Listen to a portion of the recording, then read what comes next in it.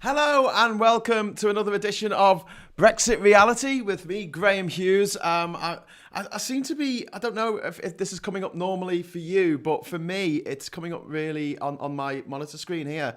It's kind of quite jerky footage, so I don't know why that's happening. I just tried to fix it, failed miserably, had to start the program. So here I am. It is Wednesday, the 10th of February 2021.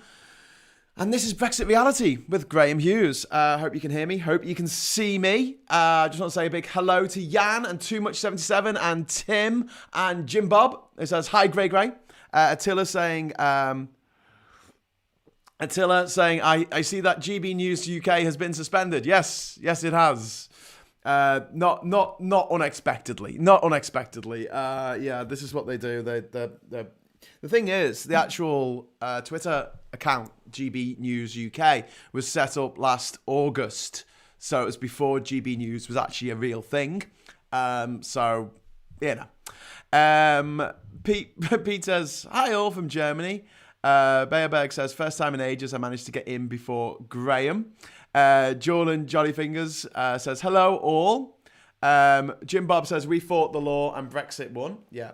It's a little bit laggy, but hi, Graham. Yeah, I'm getting that. I'm seeing it on the screen here, and it just, as I move my hand, it's not refreshing as fast as it should do. I should turn my camera off and on again, but then I'll probably never get the feedback. So let's just see how we go. I mean, it's a little less desperate, isn't it, that you actually can see me, other than the messages coming up, but I think that the main point is that you can hear me, which is good. So we're going to talk a bit about the law today. I was a bit inspired by the amazing, fantastic, just groundbreaking speech by Trump's lawyer, his first lawyer that stood up yesterday in the Senate. To defend the disgraced former president's actions when he incited a mob to go and attack the Capitol, something which has left 7 people dead.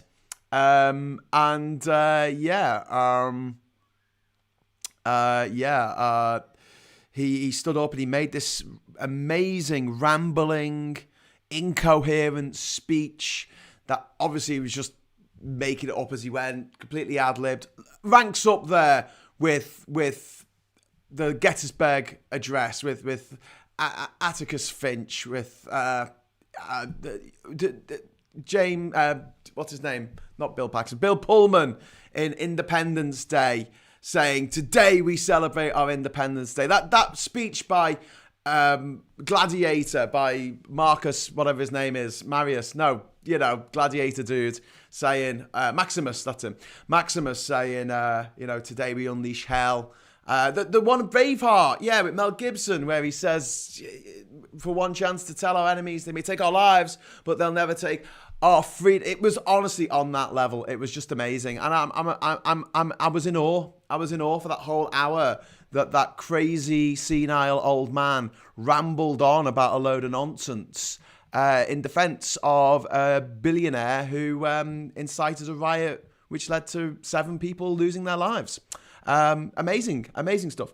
Tim Ballon's saying, your computer hardwired or Wi-Fi? Well, I've got a cable coming from my camera here. See this cable here? That goes into my laptop. So that's hardwired. But currently, I've got no way of plugging in to my Wi-Fi, right? Without using a breakout box from my USB-C. Problem is, my breakout box from my USB-C is already being used I've got a monitor here, and that's going out to the monitor, because the VGA monitor. Yes, it sucks. Sorry, it's not better. But yeah, I don't think that's the problem. I think it's the camera. I think I need to reset the camera and start again. Maybe move it to a different setting or something. Anyway, but I don't think it's the internet. I don't want to blame the internet again. I think I've blamed it enough. Kiz Marco says, hello from Parliament. Did anyone see the speech last night? It was fantabulous. It was amazing. It was the best thing I've ever seen. It was... Jesus Christ. Eskil says, hi from Sweden, tuning into the daily horror show we call Brexit. We affectionately call Brexit, yes. 27 Bike Brothers says, kind regards, Graham. Thank you, 27 Bike Brothers. That's a lot of brothers. Chris Nil said, sorry I'm late. Did I miss anything? No. Basically, I was just talking about some techie stuff. And then we were talking about the speech last night given by Trump's lawyers, the first one of which was just a sheer joy to behold. The sad thing is, though, and this is why I want to talk about the law today, in conjunction with this new rule about if you lie that you've come from one of the countries that you're not supposed to come from, you're going to get 10 years in jail. The problem with that being that if it was for every country, you wouldn't even need that as a threat. But we've only got a list of 33 countries that you're not allowed to come from. So I assume that means that there's 160-something countries that you are allowed to come from. And that's fine. But they've got COVID as well. So I don't really get it. And, okay, well, you could come from New Zealand. They haven't got COVID. They've only had 25 deaths. Yes.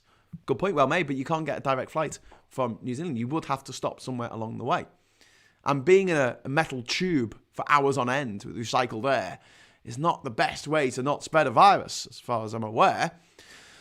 Right, so I was listening to PMQs. This is from whatever.com. I was listening to PMQs. Is it just me, or is Starmer completely useless?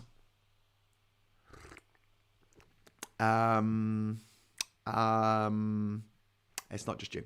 He just seems really weak.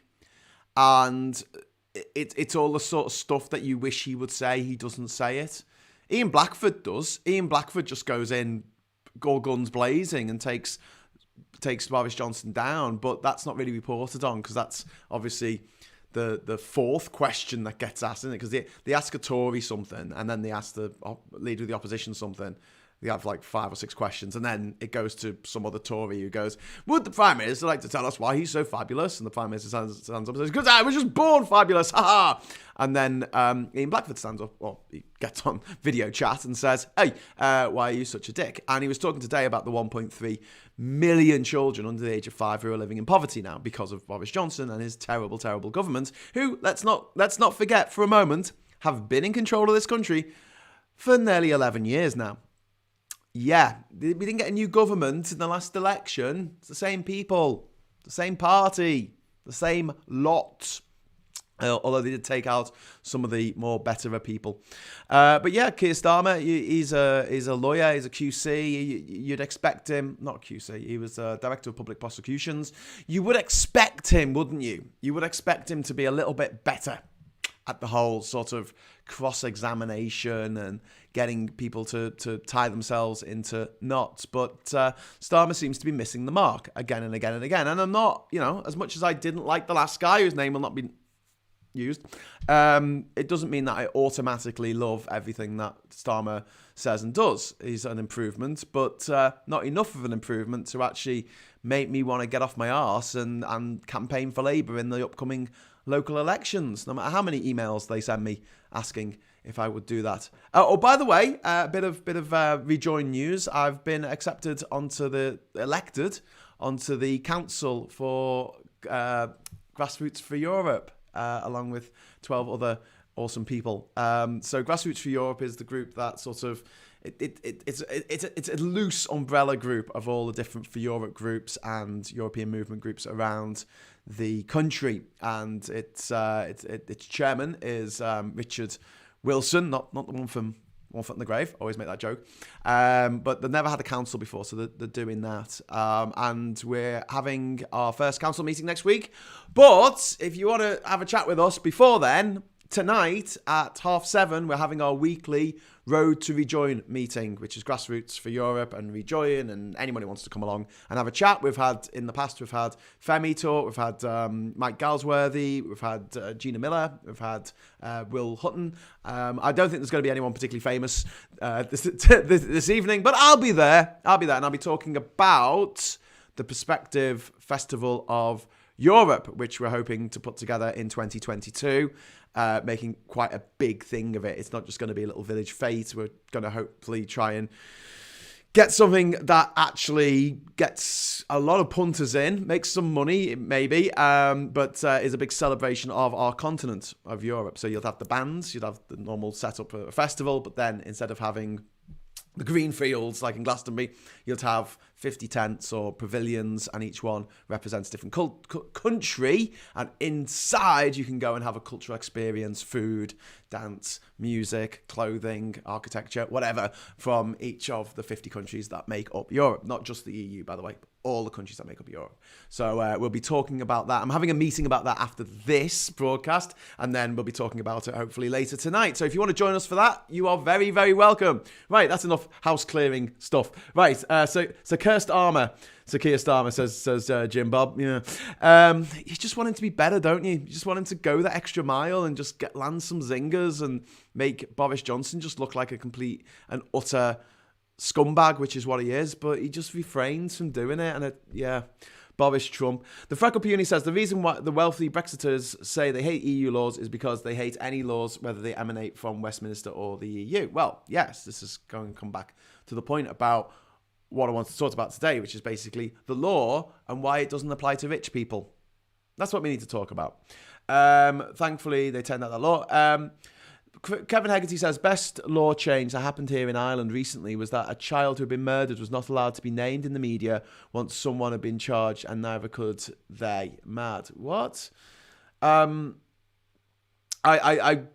think what I'm getting from there, Kevin, is this idea that if someone commits a horrific crime, and a lot of people do these really horrific crimes, like the guy who shot John Lennon, that horror show in Norway with the island with the children on, and he ended up killing over 70 children, and he did it to become famous. He did it so people would say his name, and he would have a manifesto, and he'd be able to read it out of this trial.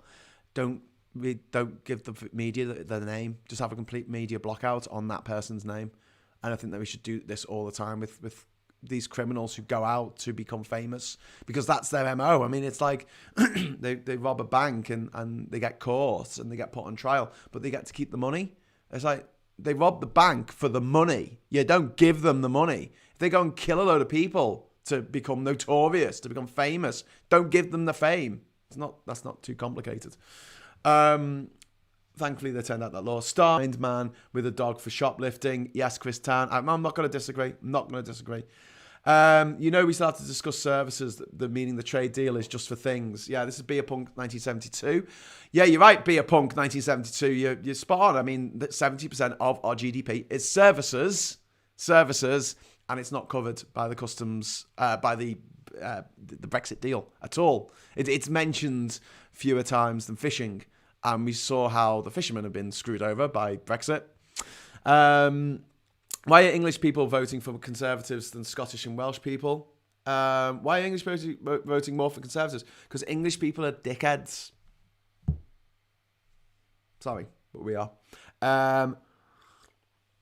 Support the Green Party. Labour is death. Well, the problem is, is under the first past the post system, it's no point in supporting smaller parties because they're not actually going to be able to topple the Tories, which is our number one priority at the moment. So, like it or loathe it, we have to work with Labour in order to get the Tories out at the next election. Now, the best way to do that is to get Labour to change its rules so it can stand down candidates in constituencies where it's up against a Green candidate or a Lib Dem candidate or Plaid Cymru candidate or an SNP candidate who has a better chance of beating the Tories if given a free run at beating them, because only about 41% of the population vote Tory. The other 60% vote for other parties. So we need all their votes. We need all their votes. So that's the problem. Until we get an end to first past the post, until we bring in proportional representation, then our votes are going to be wasted when we spend them on third parties. But in the next election, if we can get some kind of deal between the different parties, the opposition parties, then we could conceivably get rid of the Tories. But they've still got 41% of the vote at the moment in the opinion polls, even though they've killed 115,000 people. 115,000 people are dead.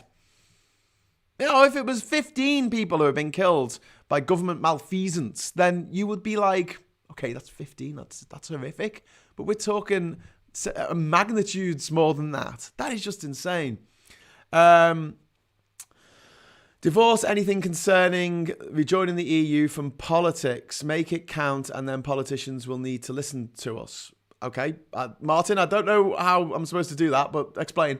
I'll say Starmer is playing the long game. Oh, don't start with the long game stuff. We heard that with Corbyn. I don't want to hear about that bloody long game. Don't want a long game. I just want something that I can use. I've got nothing I can use with Starmer. I've got no Labour policies that I can trumpet and go, hey guys, isn't it great that Labour are proposing X, Y, Z? Because they aren't proposing anything.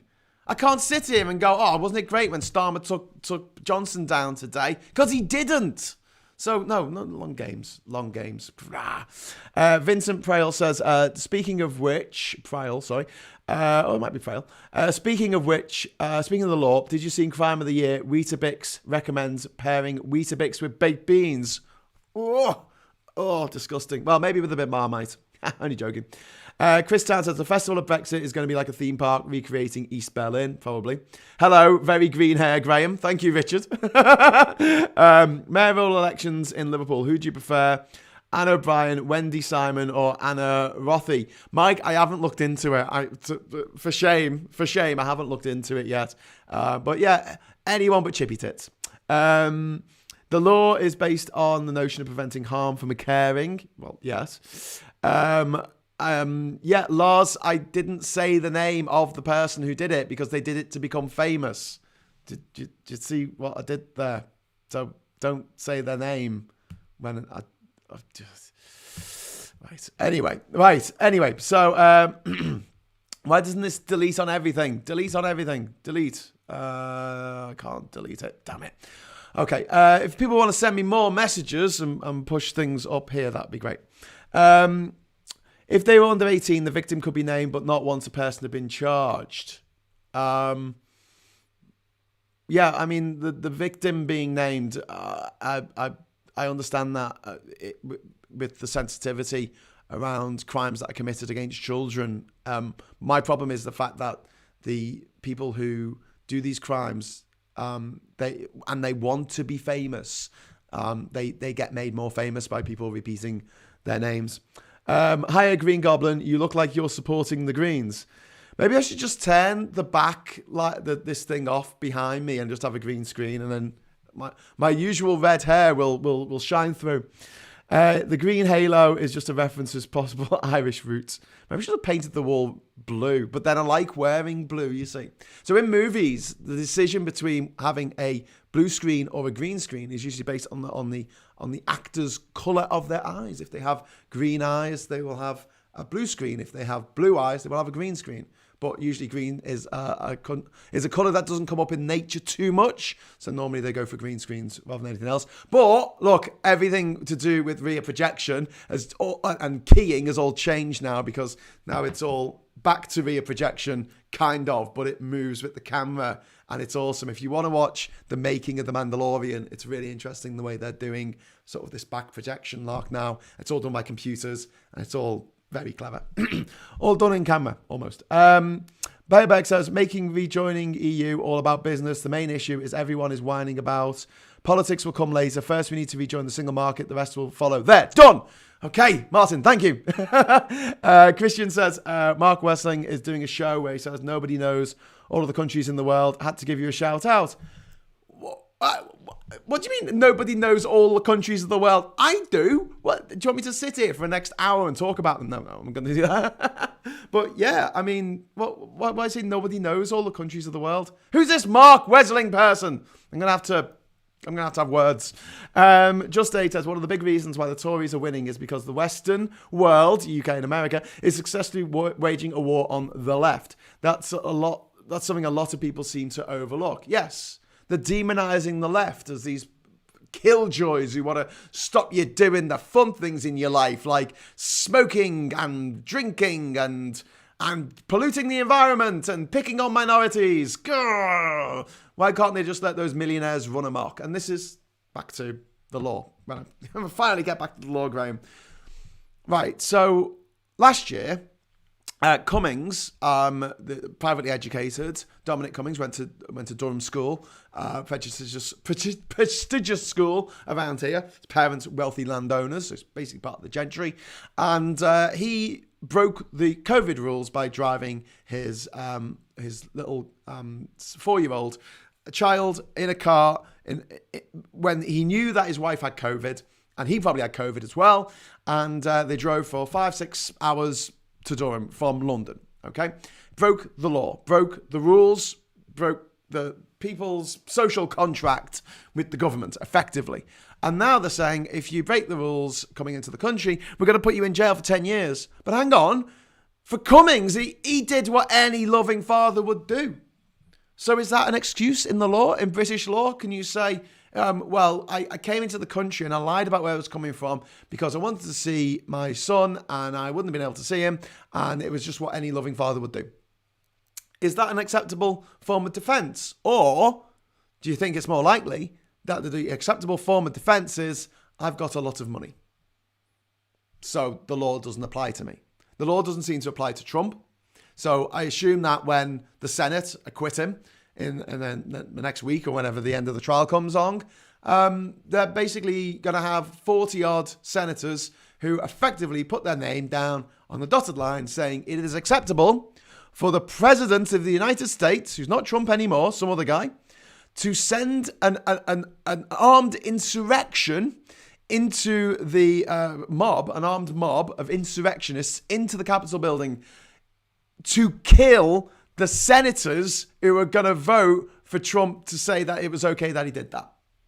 Because that's the law. It's all precedent. It's all like, if this happened before, it can happen again. Like history, I guess. Oh my God, people are obsessing over the green hair thing. I'm just going to start getting a what's it called? Getting paranoid. I'll tell you what, right? Because you're all freaking out so much, I'll get rid of my table. Okay, so I'll go onto chroma key. Let's get rid of this stupid table. And then, there you go. Oh no, I've disappeared now. There you go, I can be a ghost. How about that? Woo! I'm the ghost of Graham Future. No, okay, that doesn't work. All right, so I'll turn it down a bit. There you go. That's about right, isn't it? I think. See, I can't really see on my screen. It's quite small. Right, there you go. That'll do for now. Oh, no, I'm still pretty green. Oh, never mind. Right, I don't care. Don't care. If anyone else says anything about me being green, they're getting banned. That's it. See you later. Bye. Only joking. I won't really ban you, but I might just I might go off. I might just go on strike. I just go, sod you all.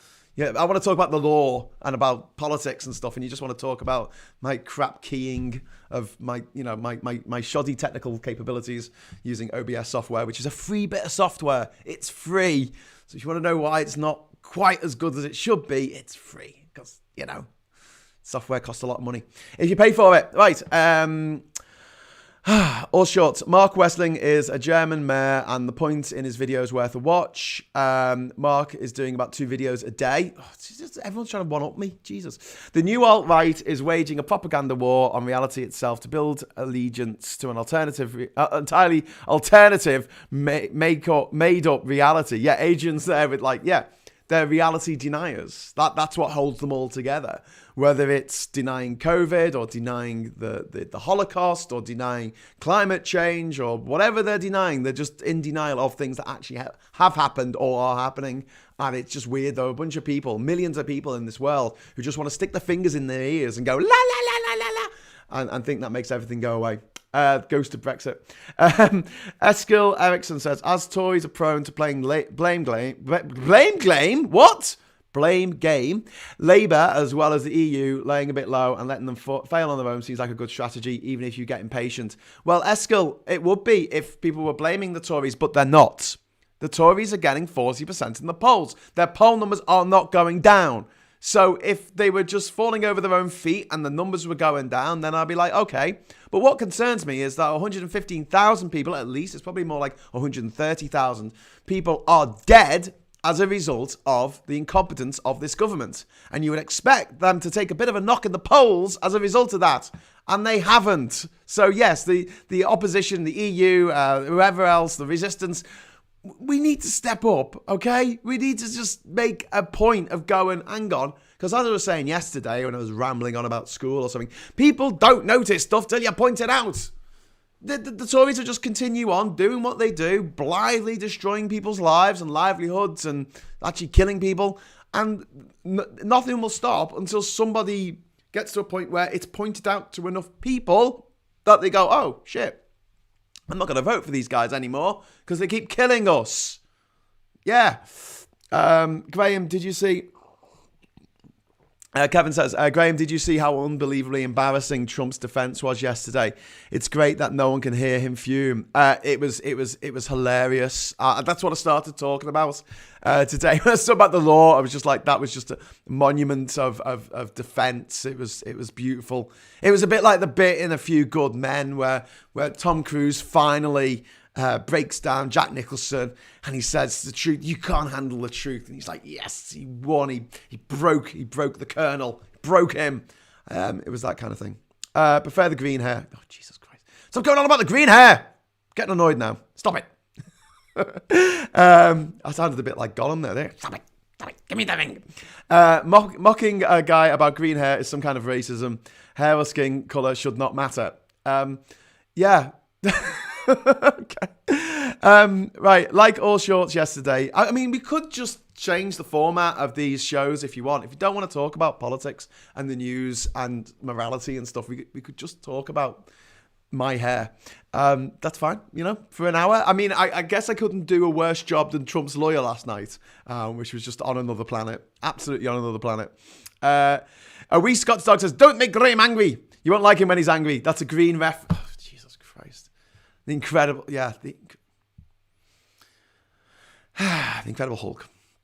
Right. Would going bald reduce the green effect, Graham? Well, I do need a haircut. This is my lockdown hair. It's getting a bit mullety at the back here, which is very concerning since I come on and do these things every day.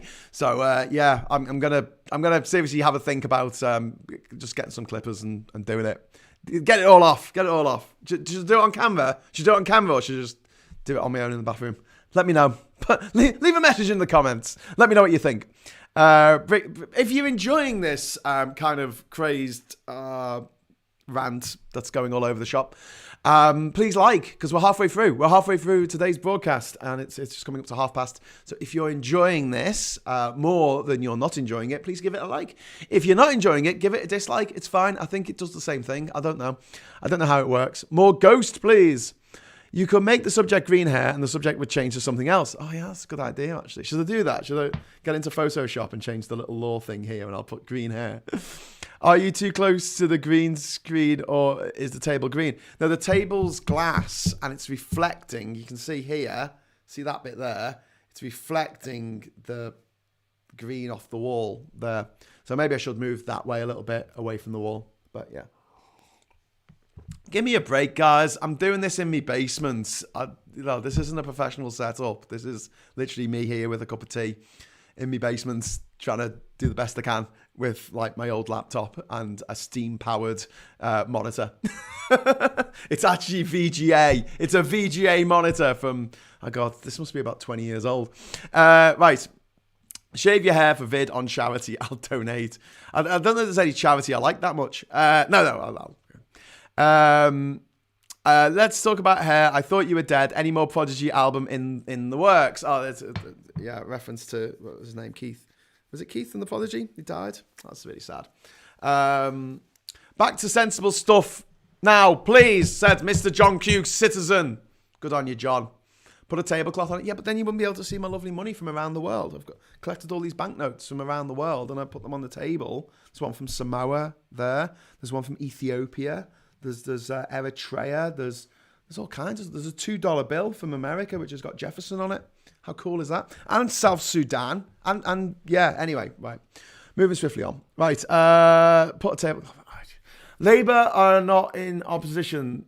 Labour are not just in opposition. They need to oppose and be seen as doing so. This will have to include Brexit probably sooner rather than later. Well, yeah, they're not opposing enough, but also they're not giving an alternative. It's no good to just say that's a shit idea for people who come up with ideas. You've got to actually give an alternative and say, here's what you should be doing instead. And this is what Starmer should have been doing for the last year. Well, he's not been in the post for a year, but since he got in, he should have been going, look what they're doing in New Zealand. Look what they're doing in Thailand. Look what they're doing in Vietnam. There's hardly anyone dead. So can we do that, please? Can we do that? Why aren't we doing this? That's the question. Why aren't we doing this? Is it because you like British people being dead? and sit down. And then when Boris Johnson's ready to do his what is it, the sixth or fifth question, where he goes off on one because he knows there's going to be no response to it, just don't ask the question. Just 1 week, just go, right, no more questions. Bayabeg says, now I know where all this funny money in Tesco trolleys comes from. Thanks, Graham. Yeah, that's usually me. I usually have a euro in my pocket for when I go to the trolleys because they take euro, and I won't spend it, you see. Hello, computer, into the mouse like Scotty in the voyage home. I don't actually have a mouse. I've got this. I could go, hello, computer. Hello. And then it's like, he puts it and it's like, ha ha ha, funny. Right. Labour are not, I just read that one. You got money on the table. Yeah, it's like slightly worthless banknotes from around the world. There's all banknotes that are worth like, I don't know, 10p or something. There's a Nelson Mandela there. That's a Nelson Mandela $10 bill from South Africa. Got some Angolan Kwanzaa here. Got some Seychelles. Got Solomon Islands. Tanzania. Guyana. We could do a whole video about all the different money, and there's loads of coins as well from all around the place. Basically, every country in the world is represented here in monetary form, one way or the other, except for countries such as Ecuador, which uses the US dollar. I say some of them use the US dollar, but places like Panama, they do use the US dollar, but they have their own coins. And I found out the other day that Andorra has its own euros, even though it's not part of the EU. How cool is that? It has its own euros that are like, Andorran euros. I want one. Right, anyway, what did Dido Harding reverse for her job? What are Dido Harding's qualifications for her job? Don't know much except that she's good on a horse. She's married to a Tory MP. You say corruption, I say nepotism. Nepotism, corruption. Let's call the whole thing off. Starmer has not left enough space in his pro-Brexit position to retract when it hits the fan. Gover's negotiating this week. It is hitting the fan already. Yeah. Graham, is it Britney Bitch Hughes? Shave it off. Go full Britney. More law, please. I read that one. Can we discuss the custard cream famine in the EU? I didn't know there was one, but we should be all right. IT crowd, reference there, I think. The law is an arse. Back to Brexit, please. You can order a shaver, just don't order it from outside the UK or it costs you double because of the charge of sovereignty. Yes, that's what I'm getting everyone for their birthday presents and Christmas presents forever. A nice hot mug of sovereignty, and it's empty. Sovereignty. Post should now be, Tory government isn't working with a pick of smog slumped over the green benches. Yeah, I mean, it's hard to decide which one of them I hate the most. I mean, Rees Mogg's got to be pretty high up there, hasn't he? He's just a wretched human being. It's quite vile. And that air of smug self-sense of superiority that he obviously has, I'd love to see him taken down a peg or two. He's just a horrible man. Boris Johnson, Mr. Speaker, yes, yeah, indeed. That's Boris Johnson's reply to everything. Adrian Wilson said, Keir Starmer should at least be strong on all law matters, especially compared with knowledge poor Johnson cabinet of ignorant sycophants and Brexit fools. Yes. Well, I think we're all in agreement here that we think that Starmer should be doing a better job considering his pedigree and the fact that he used to be the director of public prosecutions. I mean, he got a knighthood out of it, for Christ's sake. Must have been all right at it, but he just seems crap at taking Boris Johnson down at the dispatch box, which I don't understand. I don't understand why that is difficult, because I'm sitting there fuming, going, this is what I would say. This is what I would say. In fact, I might do that as a video. I might edit myself in against my green screen, right, into Parliament, and I'll say what I think that Keir Starmer should say at the end of each Prime Minister's question times. What he should have said. Vatican City also made a scandal. This is from Jan. Scandal at the beginning of Euro, where the Vatican was selling them at the collector's value instead of putting them in circulation. Naughty Vatican City. Naughty. Kevin Hegarty, that's nothing. Trump Organization was paid market prices for services provided when Trump was on his tour. Hotels, car service, extra security. He made government staff stay in his hotels. Yes, because Trump was above the law. And it's my enduring problem with the law at the moment as it stands is that it is the law for us, for the people watching this, for me. It's not the law for the rich. So if you are a multimillionaire, billionaire who owns a newspaper empire, you get away with literal murder. You could have one of your publications hack the phone of a dead schoolgirl, and you'd get away with it scot-free, absolutely scot-free. You might have to go to an inquiry, you might have to turn up, answer some questions. Nothing will happen. Nothing will happen. You won't get into trouble for it. You look at what went down with Hillsborough. I mean, it was eventually, after years and years of campaigning, found that every single one of the people who died, the 96 who died, it was an unlawful killing. And yet no one's gone to jail for it. No one's been done for it. Duckenfield got off. And it's just, I think if you're going to have to, any society needs a law, don't they, to base society on. And I'm not of the opinion that Moses managed to lead this group of people for several years through the desert, and then one day he went up Mount Sinai and he got these tablets and it said, don't kill people. And he was like, oh shit, guys, we've been doing it wrong. Don't rape each other. Don't steal from each other. Society can't function unless you have rules. And you could go to the tribes in the highlands of Papua New Guinea or in the upstream of the Amazonas, and you'll find tribes there that live with fairly similar rules to the rest of us. Don't kill each other. Don't steal from each other. Don't rape each other. I mean, it's pretty much self-evident that if you want a group of people to function as a group, then you've got to have some rules. And it drives me mad that in the Western world, which prides itself on this idea that we went around the world and we gave the rest of the world rules. We gave them the law. And it's bollocks, because they had law. They had their own rules. And they were usually pretty similar to what our rules were. Maybe they weren't codified in the same way. It's a bit like people saying that Britain invented football. We didn't really invent football. What we did was we codified it. We said, these are the rules of this particular type of football, which we're going to call association football, for instance. But the idea now that we've actually gone from this, this starry-eyed ideal that we went around the world giving law to people. Here you go, have some laws. Laws are amazing. To this point now where we've gone kind of beyond the point where everyone is equal under the law.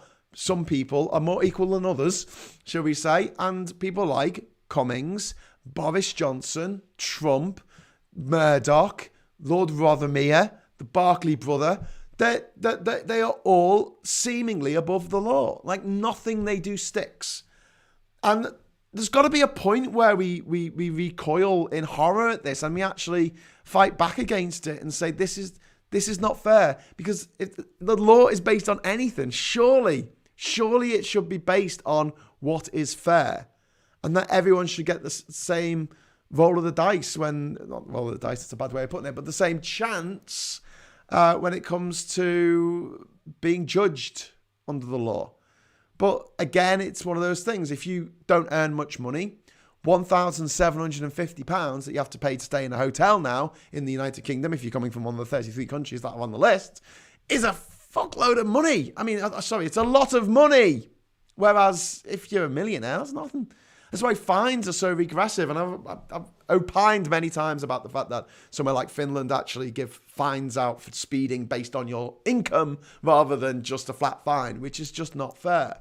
I don't think that I agree that there should be an emissions tax in London, a congestion charge. I think we should have brought it in Manchester. I'd bring it in Liverpool. But I think it should be based on different factors. And if you don't have much money, I don't see why you should pay exactly the same amount as someone who has a load of money, who can then drive their V8, their V12 engine around London to the heart's content because they can afford to pay whatever it is they need to pay in order to do that. Happy Wednesday, folks, says Daffyd. Good old Daffyd there, supplier of the microphone. You can only hear me because of Daffyd. That's top bloke. My middle name is David, by the way, because the day after my birthday is St. David's Day. It's the 1st of March. So that's why my middle name is David. So it's kind of like Daffyd, because that's obviously the Welsh. The Welsh connection, because Hughes is a Welsh name, means fire. Fire in the disco. Whereas Graham just means grey house. So my name means grey house on fire. Quick, put it out. Hi, Graham. Have you seen the Ken Loach film, I, Daniel Blake, about heartless sickness and universal credit fiasco? Yes, I have. And I, Daniel Blake is a fantastic, fantastic movie. And I would implore anyone who is interested in the horror show that is Austerity, still going on. We seem to have forgotten about it in the mess of Brexit and everything else. COVID. But yeah, the hoops that they make you jump through in order to get support that you should get, because you work, you pay tax. Everyone in this country pays tax. But then again, going back to the law, why is it that we have to pay tax and we have to pay our fair share of tax, whereas if you are a big company that's multinational like Starbucks or News International, you pay bugger all compared with your profits? Amazon, YouTube, Facebook. Why do individuals like the son of the Duke of Westminster, who inherited 11 billion pounds from his late father a few years ago, why did he not have to pay inheritance tax? How did he get away with that? Well, because he had money. And it's one law for them and one law for the rest of us. And as long as we continue to put up with this shit, it's going to continue. And it comes back again. I know I'm always going about bloody private schools, but it comes back to private schools. The reason why we don't fight against private schools is because we all secretly want our kids to go to private schools. If the opportunity was there, we'll go, oh yeah, take it. Because you know your kid will be sorted for life. Monetarily sorted for life. Mental health, we could have an argument about that. But and so it's that thing of, why do people living in a swamp in Alabama continue to vote Republican? It's because one day they think they're going to win the lottery. And when that day happens, they don't want to give the feds 40% of their money, of their hard-earned winnings. What can you do? The Good Law Project absolutely providing opposition, not Labour, and bringing cases of corruption with Tory friends and donors worth $2 billion on PPE, IT contracts, and vote leave codes, track and trace. Yeah, Parcel of Rogue, absolutely right. The Good Law Project fighting the stuff that Labour should be doing. And with Starmer in charge, you'll think this would be a no-brainer for them, because it's not even something that they'll find particularly taxing or difficult, because he should know what's legal and what he can take the government to court for. And the government's quickly trying to cover its own back and change the rules, consequently saying, oh, no, it's fine that we gave all this money to our friends for PPE that never bloody arrived. And thousands of people died because of this. I mean, the uproar 10 years ago about people, corrupt politicians taking money and expenses for an island for their duck pond to be done up, or for the husband to watch porn on the hotel TV. There was outrage about that, and quite rightly. But you're talking pennies compared with how much money of our money has gone to the Tories' mates. And this time round, people have died as a direct consequence of the Tories' decisions to give this money to their mates instead of companies that were reputable, that could actually get us PPE and give them to the healthcare providers that needed them to stop thousands of our old people dying of a disease that hardly anyone in New Zealand's died of. But then you go, what about Australia? Oh, Australia though. Australia's, it's a much smaller population. It's a much bigger country. It's like, yeah, but we've had over 100 times their deaths. 100 times. I mean, but it's 100 times 1,000 is 100,000, isn't it? It's been a long time since I did my maths GCSE, but I'm pretty sure that's on the mark. They're not 100 times smaller than us. Jesus. And if you go to one of the cities like Melbourne or Sydney or Brisbane or Perth, you'll see that they're quite busy. They have skyscrapers. This idea that, I studied Australia for one lesson one Wednesday afternoon in school. And I remember doing population density, and we had it for sort of Mumbai, from Bombay. And that was like loads of little dots. So I was, so many dots in this 1 kilometre square. But then Australia, it's only one dot. Yeah, because 99% of Australia is an hospitable desert that no one lives in. Everyone lives in the bloody cities, which, to be fair, are a bit more sprawly than anywhere else in the world. But the fact remains that the population it's about 1.5 times smaller than ours, but it's still like 25 million people. Still 25 million people. Still a lot of people. And hardly anyone died because they took it seriously from the start. And then bring in these half measures. Everything's a bloody half measure in order for the rich Tory mates to get around stuff. So this new law about 33 countries that you can't come into this country if you've been to, how are they going to monitor private flights? There's a question. I mean, is this something that we are just going to do for the people coming into Heathrow? Or are we actually going to do it for all people coming into the country? And is it just airports? Can you come in on your private yacht? Who's going to know where you came from? Can you lie? Can you get away with it? Obviously, if you did lie and you were rich, you'd be able to afford good lawyers and get away with it. Like Freddy Krueger. I call him Rees-Mogg, yes. Graham, relax. The fish are happier now, indeed. Tory tax thieves, yeah. Where's the Taxpayers Alliance? Where are the Taxpayers Alliance, eh? They whinge, and they whinge about single mothers being given money to keep their children alive. To keep children alive. That's an unacceptable use of taxpayers' money. But giving money to millionaires, giving extra money to people who already have money, that's fine, according to the Taxpayers Alliance. That's why we need more of these, what are they called? The think tanks. We need to have our own think tanks. The Rejoin EU think tank. We need to have the Taxpayers Alliance brackets, not morons, or something like that. And we sorry, don't mean to touch the mic. Don't touch the mic, Graham.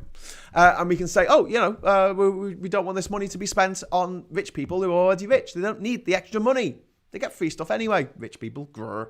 But then you complain about it, and people go, oh, you're just jealous. You've got a chip on your shoulder, blah, blah, blah.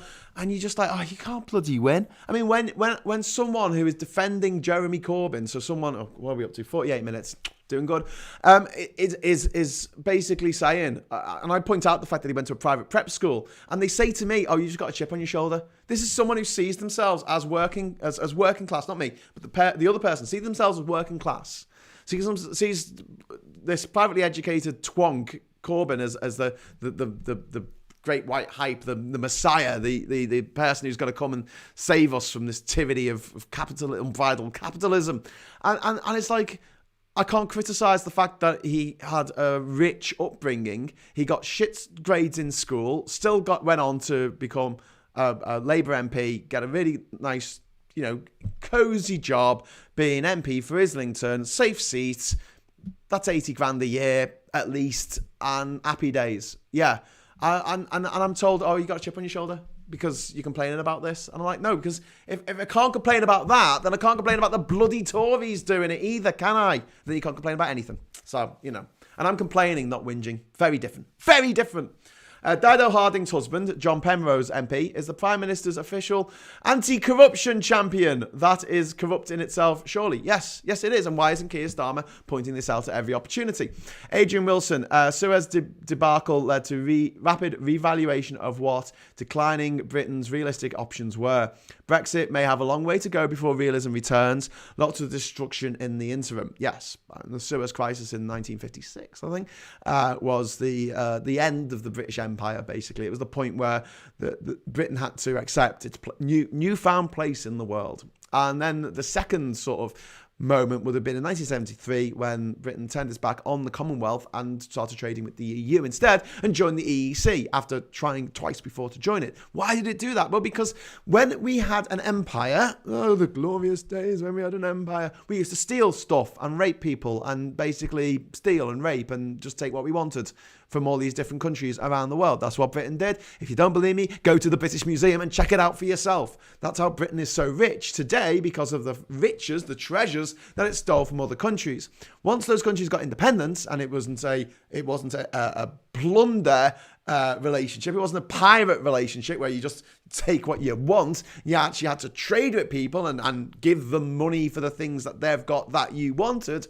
The whole thing fell apart incredibly fast because most of the people in the Commonwealth, God love them, are not wealthy and they live on the other side of the world, which makes trade with them a little bit difficult when the only things that you make are stuff for affluent people. This was back in the day when we made Leylands and shit. So, I mean, you know, we've obviously gone on from there, but when you think about sort of Harrods making a bigger impact on the British economy than our entire fishing sector put together. I mean, yeah, that's what we do in Britain. We make things for people who have already got a bit of wodge.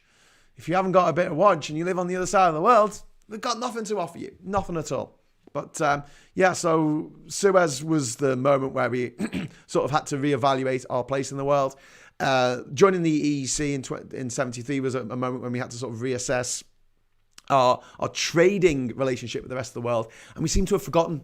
We seem to have forgotten both of them. We seem to have forgotten the fact that we don't rule these ex-colonies anymore. They're independent states and they're doing their own thing. Thank you very much. And then our trade with the rest of the world, this idea that suddenly we're going to find these extra people who have got loads of money and they're going to give it to us for our Marmite and whatever we're selling them, artisanal jam and our share portfolios, when a lot of the shares that we used to trade, the EU shares have gone back to the EU. So they're in the EU now. We've lost 6 billion worth of trades a day since the beginning of the year. 6 billion a day. Wow. That's a lot of shares to lose every single day. You know, the trading of them. 6 billion worth. Wow. Anyway, from Germany with no VAT added. What's this? It's a little bit bunny. It's a little fit bunny. Are we talking about Elton John again? Elton John just got a treadmill for his pet rabbit. Oh, I read the punchline before I read the joke. It's a little fit bunny. Does anyone remember the B3TA advert? What was it called? Website. And it was Rob Manuel. And it was sort of the dawn of the internet and just terrible flash animations. And he did a couple with Simply Red. One of them was him doing something with a bunny rabbit. And it was Bunny's Too Tight to Mention. And the other one was him doing something else with the bunny rabbit. And it was holding back the ears. The internet's come on a long way since those dark days of the past. Okay, so the TBA is a front for welfare. Well, as is the European Skeptics Association or whatever they call it. People now need to be treated like a bold child. Get a good old 1970s parent to deal with what needs to be done, not these pandering snowflakes who compromise, otherwise you get nowhere. That's from Kevin. Well, this is it. I mean, when I'm quite abrasive with people, they get, on the other side, they get all upset with me, and I'm like, I thought this is what you wanted.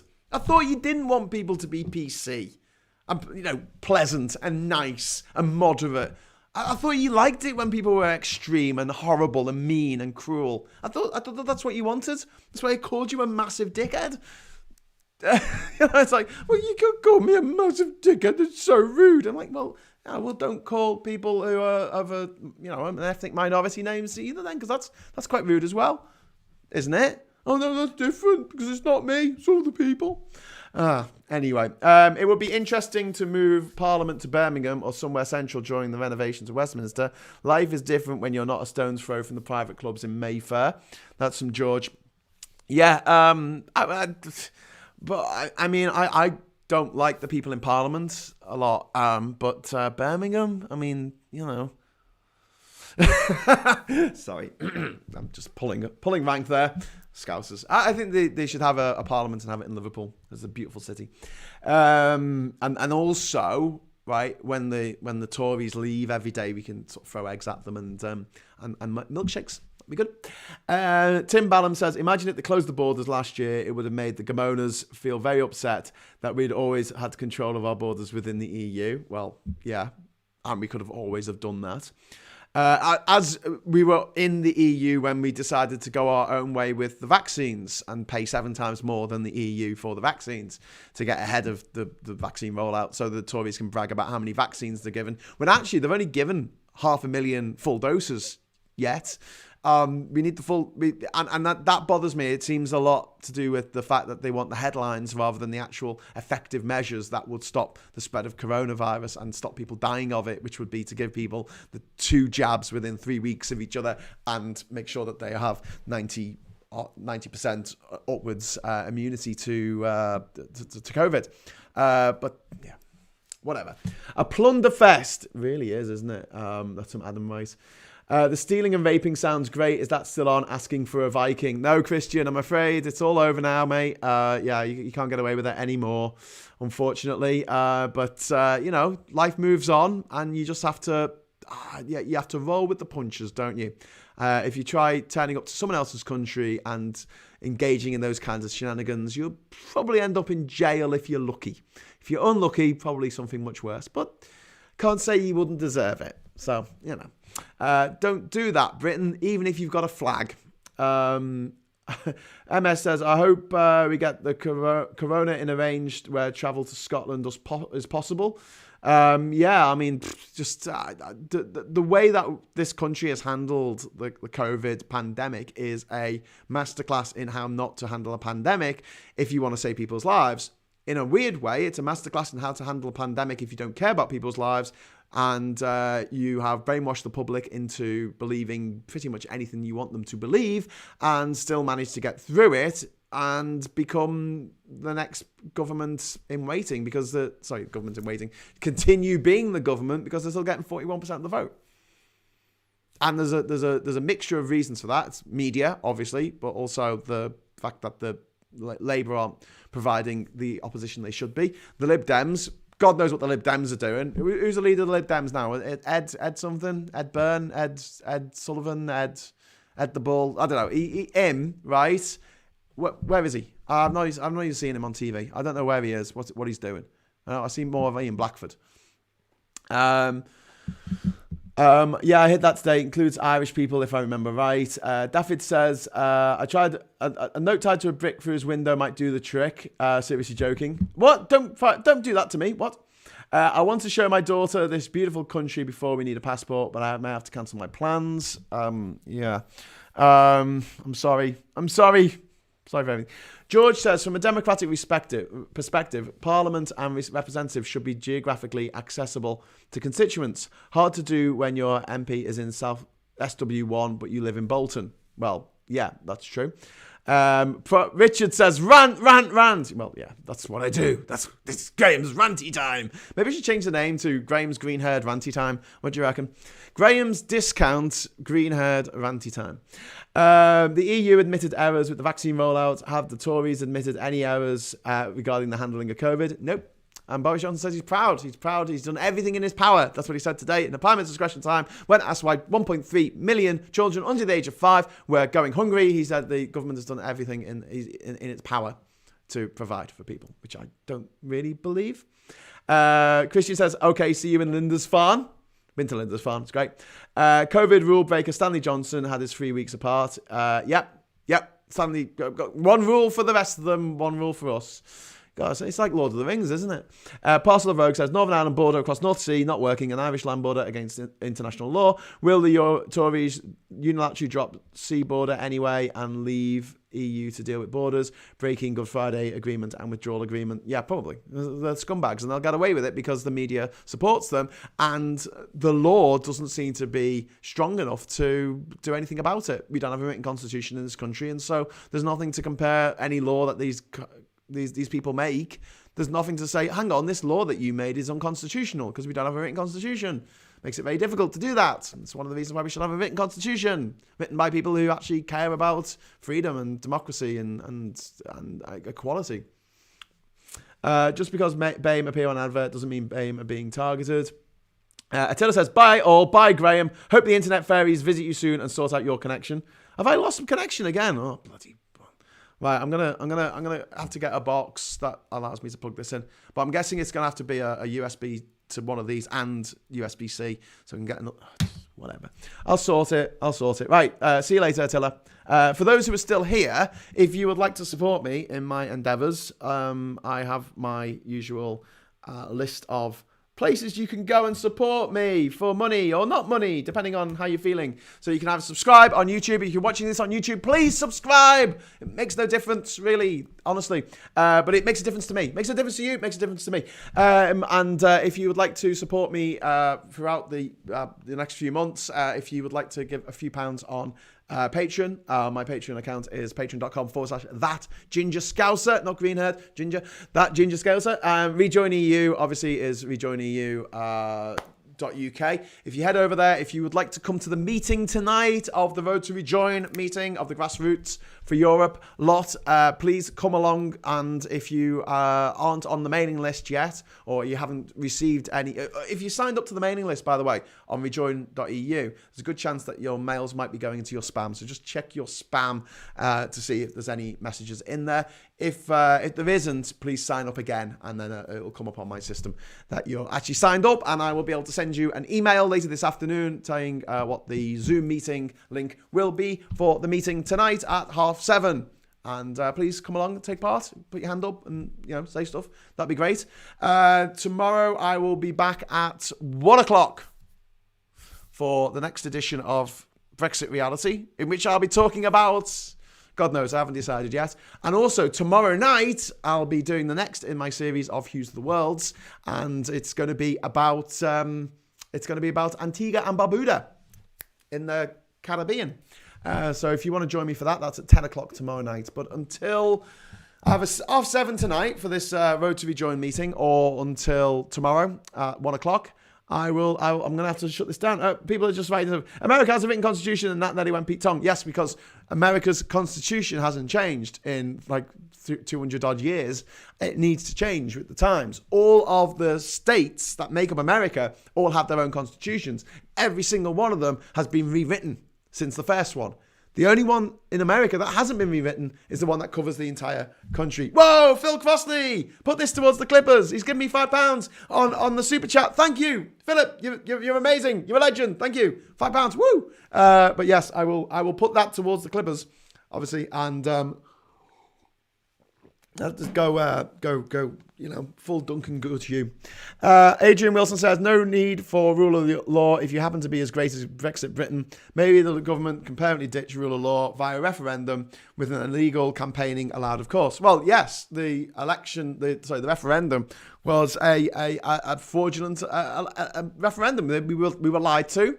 The Vote Leave people broke the law. They broke the law, but it was allowed because it was just an advisory referendum. If it had been a legally binding referendum, then it wouldn't have stood the force of the full force of the British law, which would have said, "Oi, you can't do that. You can't cheat to win a referendum, but you can at their advisory." So what we need is another advisory referendum, and basically we just, stop anyone over the age of 50 from voting, and it'll be a landslide for Remain. Yeah. Rejoin, I guess. Right, okay. With that casual ageism, sorry everyone. I will bid you adieu until tomorrow or tonight, depending on if you're coming to the meeting tonight. But thanks for joining me. Thanks for taking part. I love all the support that I get from you people who tune in day out to hear me go ranting off about stuff, and I really, really appreciate it. So, I'm getting a message here. Okay, just stop talking, Graham. Get off the internet. Do the things you've got to do. I've got some more school teaching to do today. Anyway, so stay safe and hit the like button. Says Just Me and You videos, and that is a good way to end it. So stay safe. Until next time, I will say hello, good evening, welcome, and goodbye.